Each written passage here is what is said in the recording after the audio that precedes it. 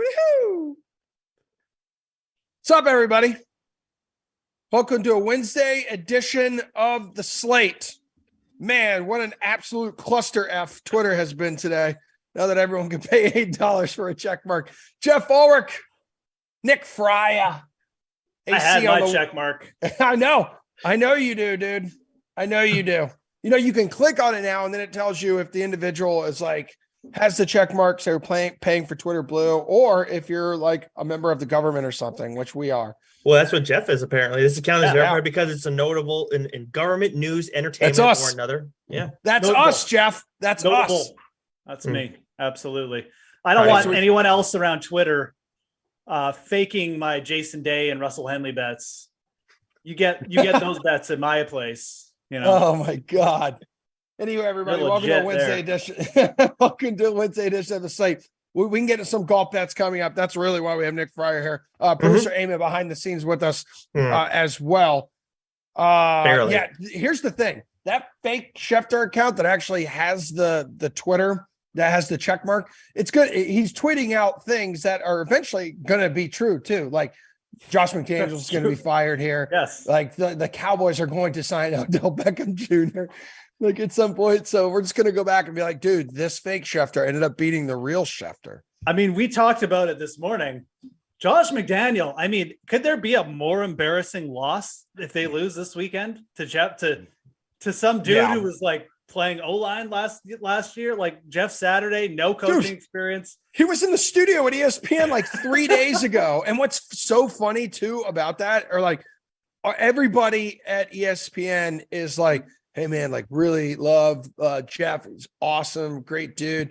And then they just hammer the hell out of him and the Colts and Jim Irsay. Why this is like the worst idea and the worst hire, and it's kind of like precedent. When we invite Nick on the show, right? Like I like Nick, he's nice, but then like when he comes on, it's like, wow, who had this idea? I mean, yeah, Fryer, you talk for this like nice guy. You put on this like whole appearance on this nice, friendly dude. Everyone wants to be friends with Big Nick. I've got this Big Nick energy. But you know what? Slack, text messages, other rumors around the office. You want to talk about text messages? You talk the most crap out of anybody I work with, and you're the biggest drama stir. You're the biggest pot stir I've ever known in my entire life.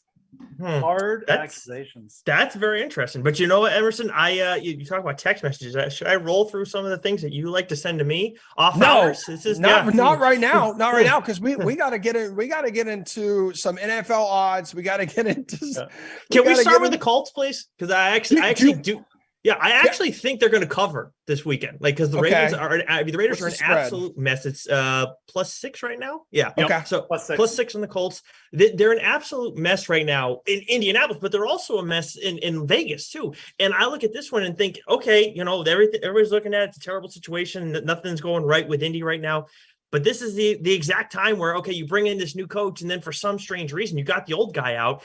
Everything's just going to click on this one day. I don't think it's going to work for the entirety of the season. I do think there can be a logical reason why they brought in Saturday. I think it's more to help them kind of clean house, figure out what's going to work out. I may be too next level with my thinking. I don't know. It's not the first time that would have happened to me. But I do think just in general that you take out the what was perceived to be the issue, and now you're going against a team that has been problematic. I at least think they're going to cover with that at 6. Yeah, the only reason I question that is because you have Irsay, who's already saying like, hopefully, you know, is our coach kind of like past this year?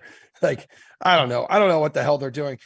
Jeff, do you agree with that there? Because we talked about it this morning with Pierce. Like, the offense absolutely sucks on the road. Like, the Colts average 9 points a game on the road.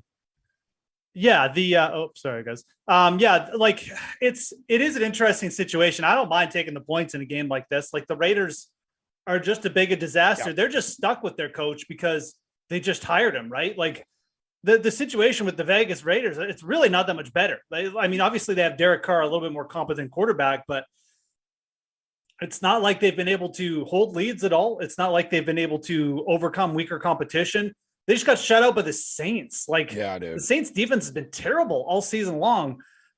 So yeah, I kind of agree with Nick here. Like, I mean, this isn't a game that I'm going to be spending big dollars on or something, but I'm not taking the Raiders to cover 6 points in a game. Are you kidding me? Like, no way. So yeah, this is probably one where if I do bet it, it'll just be taking the points.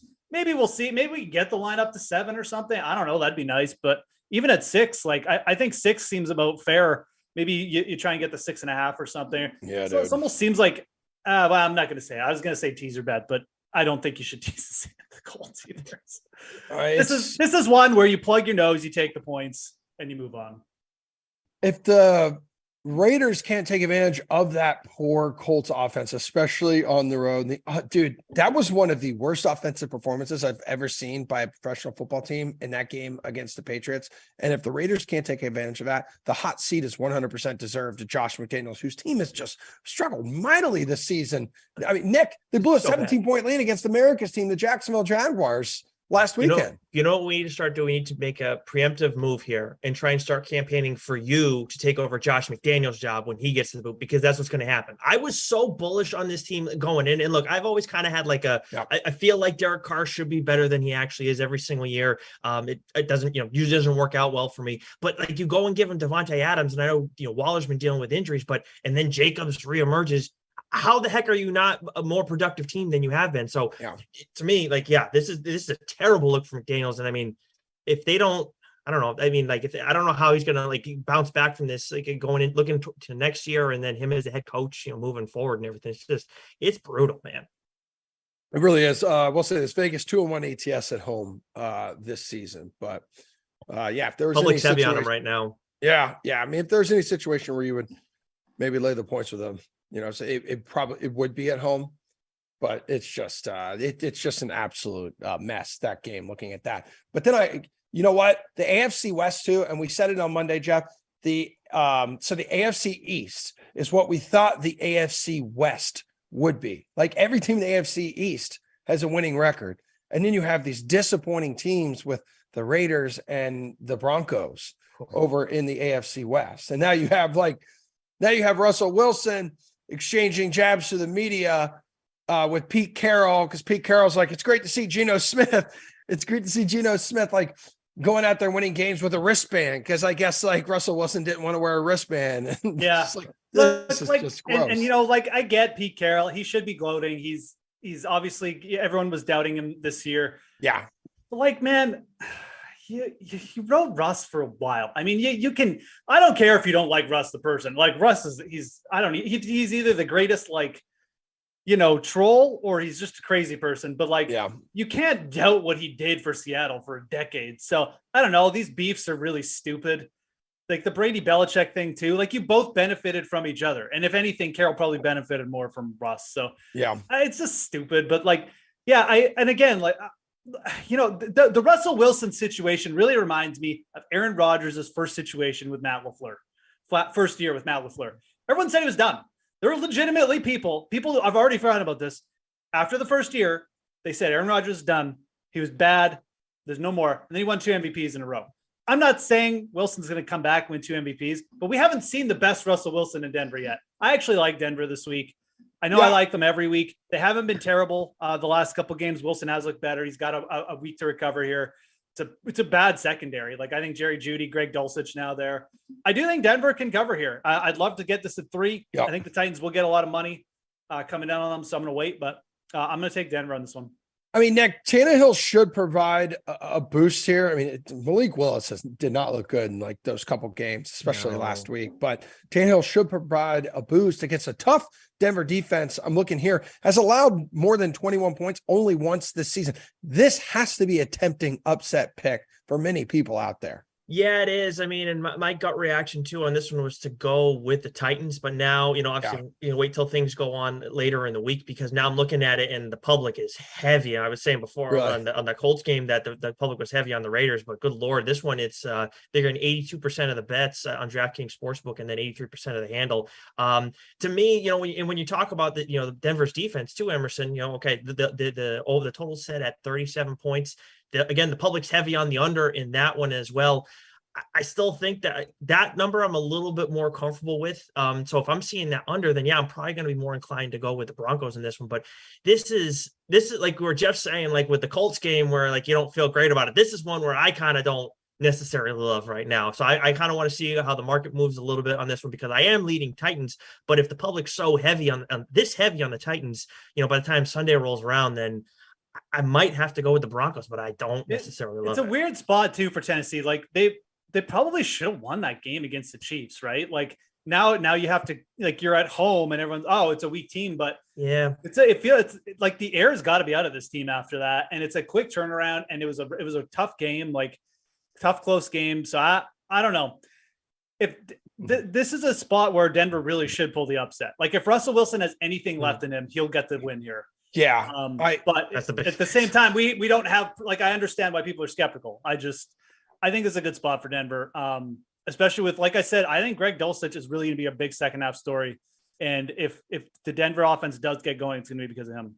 Yeah, some ass clown beat me on the waiver wire to get him. I tried to pick him up, Jeff. And you're a big reason why, because you toot his freaking horn every day. And then I'm thinking, all right, let's see what he's done. And he's played in 3 games this year. He missed the first 4 or 5. I don't know. What, is he injured or something? And then the last 3, he's had double digit fantasy points. But the only thing, and just go back to that game real quick. I mean, Mike Vrabel, there's just such a huge coaching edge over Nathaniel Hackett. Like somehow they'll be in it, and Nathaniel Hackett will freaking screw it up. I don't understand that coaching situation at all. I do not know how that all came together, especially when you bring in a guy like Russell Wilson. I get it. Like, okay, he's a veteran. He's been there before. So maybe that would help someone like Hackett. But I mean, the dude just, it's awful. I legitimately, like, we talk about the Jeff Saturday thing and how did that decision get made? I'm just as puzzled by this one. Yeah. So Jeff, it sounds like if you had to take like an upset, like this would be like your upset, like pick of the week. Yeah. Nick, I mean, go ahead. I was just going to say, I'd take it as an upset. I mean, it's not, this isn't like a wild call. We have a 2-point spread here. No. Like, it's not, yeah. I mean, you could say the same about like Steelers and Saints. That was what I was looking at, because I know the Steelers tend to play pretty well under Mike Tomlin, like after a bye, and they're going to be motivated here to kind of push closer to 500. And Kenny Pickett turning in his best passing performance as a rookie, like at home. I don't know. Saints are coming off tough week. Just lost to a Monday Night Football to Baltimore. What do you think about that, Fryer? Well, I'll tell you what, I'm going to be looking at, you bring up Pickett. I'm going to be looking at Pickens wide receiver prop too, when that comes out later in the week, when I got to write up that stuff for DK Nation, because that's something I'm going to be interested in with Chase Claypool out of there now. But actually, when you talk about upsets too, I mean, so this is at 1.5 now. I thought for some reason I saw it. I think TJ Watt is coming back too. I thought I liked it a little more at 2.5, but I mean, I'm like Steelers at home covering. They're pretty good at that still, even though, they're a mess. I mean, they obviously got plenty of talented guys there still. And with that Saints game, I mean, they're coming off short rest and everything. That is one of 2 upsets that, no, actually, I think I have 3-4 upsets that I like for this weekend. Just in terms of covering too, not necessarily winning. I got you. Actually, the biggest one that I have right now, Emerson, I think you're gonna like. Oh, I already know where you're going. Are you going to Jags Chiefs? Yes. That's 100%. It's because and Jeff, we talk about it every week. We talked about it last week with the Chiefs being double-digit favorites, right? Almost 2 touchdown favorites against the Titans. The damn Chiefs can't cover at home. They cannot, Fryer. So this is actually a very smart pick by you. Oh, look at that. I don't really know how to react to that. Just continue your thought. Okay, wait, do you have them winning outright? No, I don't. I'm not going to go that far. Okay. I mean, what's Howard? Absolutely. Okay, go ahead. Fine. Plus 330. I mean, hey, you want to put a little sprinkling on it, but no, I think, but plus 9.5. When we saw the Chiefs Titans one, I didn't really even need to look at the market and how it was behaving and everything. It's like, no, there's no way in hell that the Chiefs are going to go and cover that one. And I feel very similarly here. I would like to see this maybe get to 10.5 too. I feel a little more comfortable with that, but I mean, 9.5. No, I just don't. I don't trust the Chiefs at all at home. This is a good one to tease. This is definitely a good number to tease. I actually think the Jags are live to win outright. I don't. Again, and Nick is obviously fair in saying, the better bet here is take the spread. The Chiefs' record covering these big numbers, this is not good. I really think the Jags are going to be able to run the ball a lot in this game. Hell yeah. With who? Future Hall of Famer Travis Etienne. Let's go. So, the problem, the Jags' problem has just been late in games. Yep. Haven't been able to get those first downs when they needed them. They let teams back in. And you worry that maybe like Trevor Lawrence, just tries to force something. He's playing Patrick Mahomes and there's like a pick six. But like, I think that the other thing could happen where the Jags finally just, they really get up for this and they get that lead late and they don't let it go this time. So, or maybe Lawrence actually makes a play like late in the game. So this is a really interesting game. I think it's going to be a lot closer than people realize. Love Etienne for fantasy purposes, especially as a comeback play. I mean, Mahomes is going to be popular, obviously, but you should be stacking both sides of this game. This isn't good. I don't think this is going to be like 35-10 or anything. I think this will be close game throughout, and I think the Jags will probably have the lead at some point in the second half. Yeah. One thing worth noting, Emerson, sorry to cut you off, the looking at the market stuff here. Again, I know it's early in the week. There's going to be a lot of changes, but right now, let's go. Over with the total set at 50.5 on DraftKings Sportsbook right now. Yep. The over is only getting 35% of the bets, but it's getting 59% of the handle. So the sharps are there's some heavy money going in on the over for this game. Yeah, man. And if for some reason I don't see it, if for some reason the Jags get down early, like Trevor Lawrence, Etienne, Christian Kirk, like you could go to Evan Ingram if his back doesn't hurt and he catches more than one pass. Like they have a decent passing attack, a solid passing attack, just to play catch up and put points on the board. That over does that look enticing to you at all, Jeff? Yeah, I mean, I just, again, been talking up. I think the Jags will be able to move the ball. And whenever you put Patrick Mahomes in that spot, well, good things usually happen. I mean, he usually played a little bit quicker pace and then a few more dropbacks. So, I mean, again, if you're betting it over, I mean, Mahomes, a rushing attack that the Jags has been very efficient. I don't, with what the Chiefs gave up last week to Derrick Henry, I don't have a lot of confidence in their defense slowing up the Jags. So, this is definitely one I'd lean over on. Nick gave out the numbers there. Never a bad idea to go against where the flow of money's going and go with the sharps. And I think this is definitely one where, again, I mean, I just have this projected as a decent over as well. I think that, especially if this somehow got to like 49.5 or something, or even 50, it would be a great over bet. Dude, Mahomes, I didn't realize Mahomes threw 68 times against Tennessee. Oh my God. I was like, I mean, like, I went to bed early. So I'm just like, my game was wild. I mean, it just kept for the amount of points that weren't scored. Like it was a wild game. At almost 450 yards. What are you giggling at? It's just the way that Jeff put it. I thought it was funny. Yeah. What is that sound? Sorry, I'm giving someone else positive attention. No. That's fine. And there's a weird sound outside my window. I don't know what's like happening. Things are happening right here. Jags also sucks 1-7 ATS on their last 8 road games. Something's going to have to give here eventually. And it's just so interesting to me to see my team, the Jaguars, as part of the biggest total on the board this week. What is not a big total though? Like, what is that tomorrow night? 42.5. Let's just talk about Thursday night football here real quick, Fryer. Yeah. What's a bet that you like here? Because you have the Falcons 2.5 point road favorites in Carolina, division game. Falcons, gross, tied for the lead there in a disgusting NFC South with the Buccaneers. Yeah, so I mean, look, the public's heavy on the Falcons, and I mean, sometimes you want to fade the way the public's behaving, but at the same time, this one I don't really want to overthink it because obviously Falcons took care of business against the Panthers last time they saw them, and then you got the quarterback situation is even more of a mess than it was early in the season. I mean, it's just, every other week it's a different kind of mess with the Panthers. So I like the Falcons to cover in this one, but the other thing that I'm tracking too right now is passing props. Looking at PJ Walker, he is set at 137.5 right now. Obviously, a very low number, but still, it's just there's a question of like how much of the game is he actually going to end up playing? Like, is Baker Mayfield going to come in? Is he going to go and like? Is it just, like so? I need to take a little bit more look at some of the numbers surrounding this play, but I like the under on that one right now. I won't be taking the over. Like if it's going to be the under, I'm going to stay away from this. All right, because Jeff, they played to a 37-34 thriller just 2 weeks ago, back in week 8. And as we discussed this morning, I believe you like the under on Walker's passing yards total, as well as Marcus Mariota when we talked about that a little bit this morning, because Nick, I agree with you. I brought up the point as well about Baker Mayfield. He's the better quarterback on this team, But Jeff had also a very intelligent counter when it's like, this team is trying to lose right now, and PJ Walker is not good, which is why he is more likely to keep the Panthers, rather more likely to keep PJ Walker in this game the whole time. Yeah. I just like the under. I don't even care about the pulling stuff. I mean, like, I think this game is going to be completely different from the first time these two teams played. I think Atlanta's going to come out, run the ball. I think Walker is going to just be Walker, and it's just not going to be very good. Atlanta's going to be very up for this game. They should have won. It's a short turnaround. They probably should have won last week. They felt like they let one up against the Chargers. I think they're going to take the lead. I think this game is going to go by really quick, and it's going to be super boring.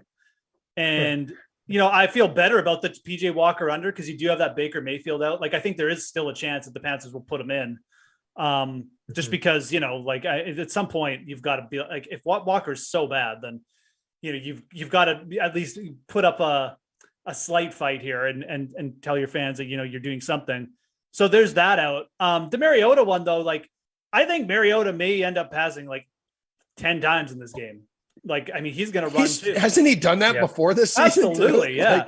I don't remember. I honestly don't remember a game and where we have two totals this low. I mean, I've seen two totals of like, maybe like 180, 190 range, 200 range, but like, this is wild. No, unless I'm sure there was some backup games, but even those, we used to get like 180 or 190 on those like terrible backup games. This is just, wow. So I probably, honestly, I don't think betting both unders is really bad. The Mariota one is obviously really low, but it really just feels like they want people to take the overs here. They're basically begging people to take the overs at this number. So that really tells me that, what are we expecting? A run heavy game, boring. I don't think Carolina's going to be able to move the ball again. The Atlanta defense was better. Actually, and I haven't checked if AJ Terrell is back for this game, but that would really boost their secondary chances of shutting down DJ Moore. So either way, I think Atlanta controls this game, and I think it goes by pretty quick. I mean, Falcons, one of the slowest paced teams in football here. Like, Mariota's completion percentage is 61.7%, just below Carson Wentz. So it ranks near the bottom of the league there. He's an inaccurate quarterback. You have a healthy running back, multiple healthy running backs in the backfield, and a projected slow pace of play with, I guess, some possible rain in there too, Fryer. So I don't think there's any issues fading Mariota on a short week and taking the under on what's an already low passing yards total. Yeah.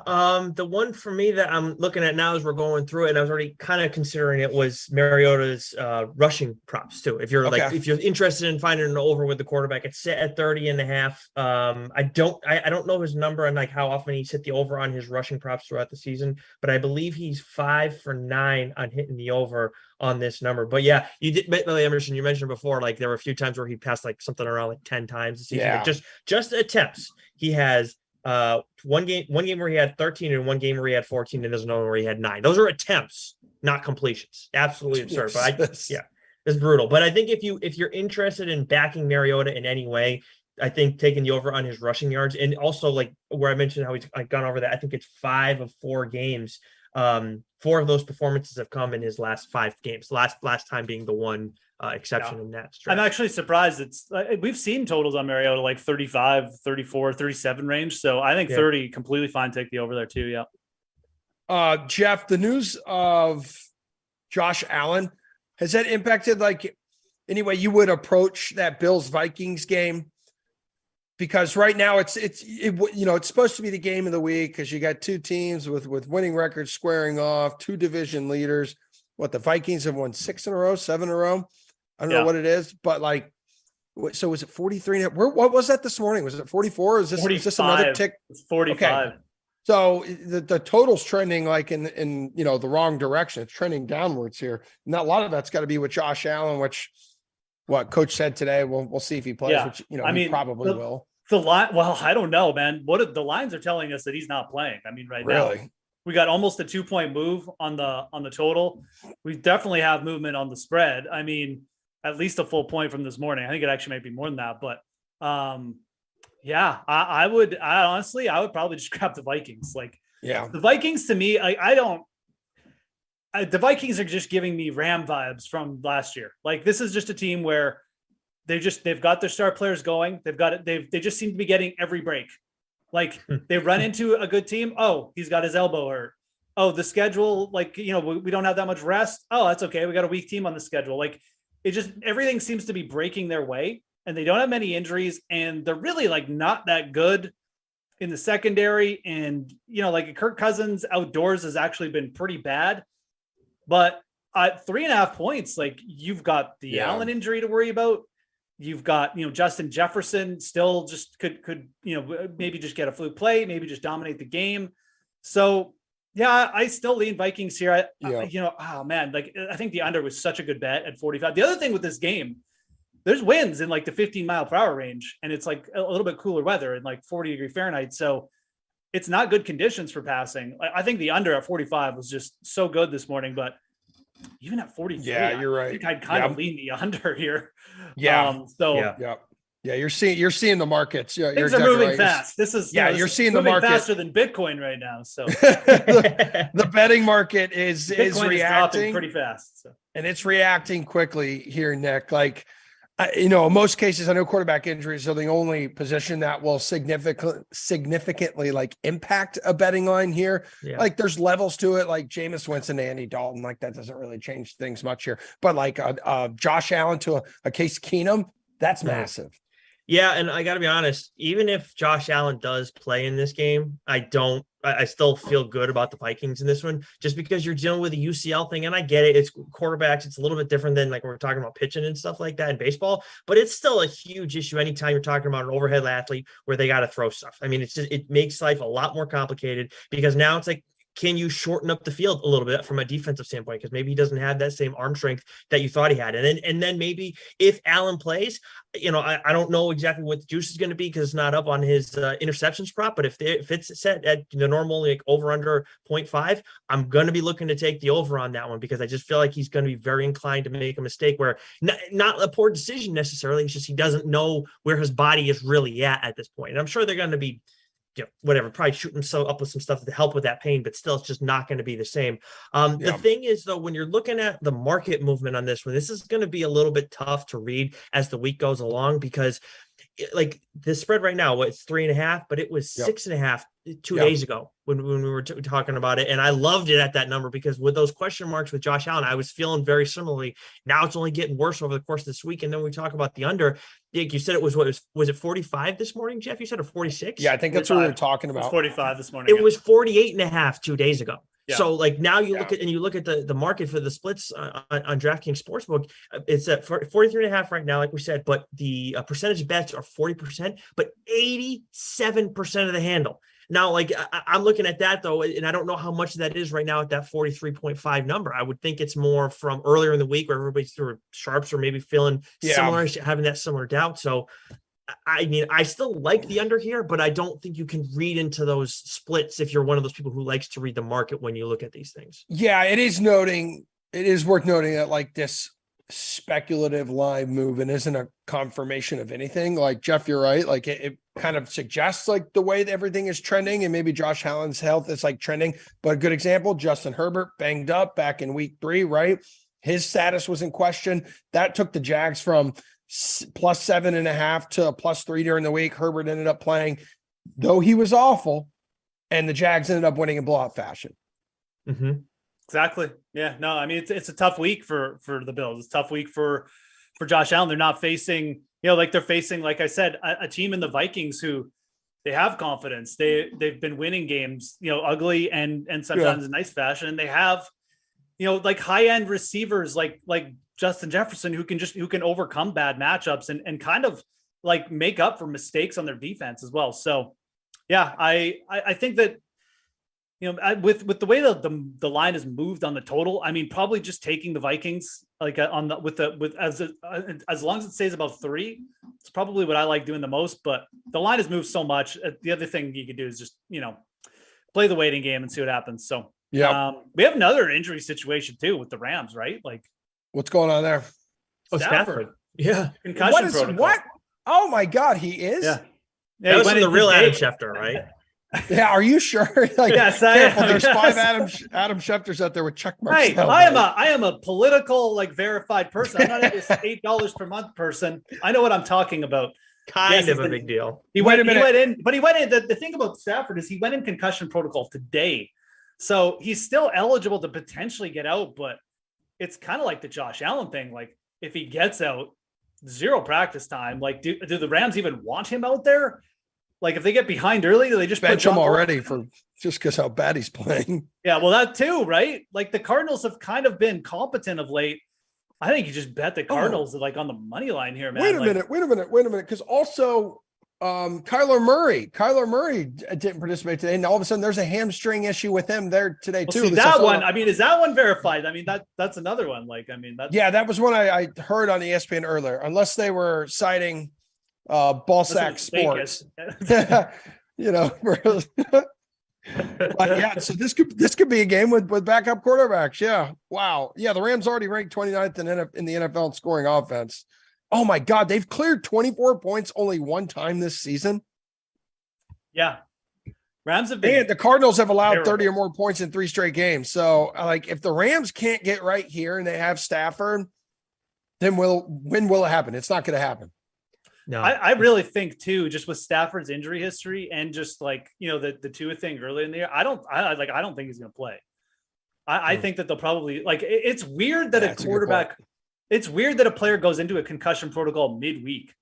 Like he was fine yesterday and then the symptoms start popping up. Like to me, like I have more confidence that Kyler will be okay than Stafford for this game. So I think it's a good spot to invest in the Cardinals right now.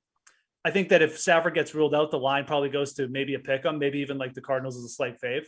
I feel pretty good about saying that. So I think that Arizona here, I like the side. They've been okay.